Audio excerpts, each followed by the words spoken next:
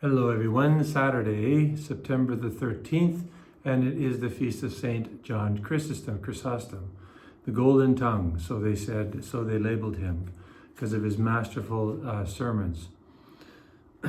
Actually, if you go online, you can get his sermons on the Sermon on the Mount, unprecedented, masterful, wonderful spiritual reading. Even if you can't understand everything, you get 10% of John Chrysostom, it's like 90% of modern writers.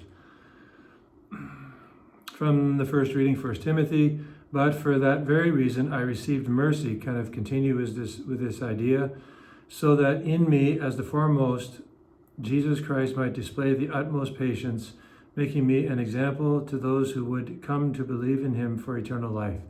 So Paul's saying, look, if you're down on yourself, if you think you're a write-off, you're not going to make it, you're not worthy, all you have to do is look at me, like, get me off the pedestal. What a stupid idea. That's really not appropriate. If Paul would say, like, I was a write-off, I was stubborn, I was killing Christians, I was jailing them, I was persecuting Christ, I was doing all this. I didn't know what, I was doing it, in my case, I was doing the wrong thing, but for the right reason, thinking that I was pleasing God, but hurting all of his people, and Jesus saved me. He offered me salvation, so you have hope. Nobody's without the possibility of being saved. So take courage from Paul. Okay, over to the gospel. We continue with Luke 6.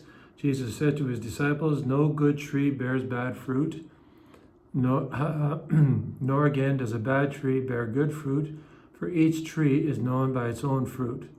And there's a couple of other images, but just to settle on that one, there's just a tsunami of ideas floating around in the air. So many people buy into this or that idea, and it can be daunting, it can be discouraging at times to know which is right and which is wrong. Definitely study your faith. Read the catechism, pray the catechism, and pray. Read the scriptures. You'll pick up, there's so much wisdom in the scriptures. But ask yourself a few essential questions. Number one, is this in accord with the teaching of Jesus Christ and the church? This will eliminate a lot of garbage, a lot of heresies, a lot of stupid and narcissistic ideas. Number two is sit back and wait and see the fruits of a lot of these ideas, how they actually are lived out in people's lives. What do they do? How does it affect them? Does it make them truly more charitable, more giving, and so on, over a long period of time, because people can fake it for a long time. So there are ways in which we can discern the good fruits. God bless you.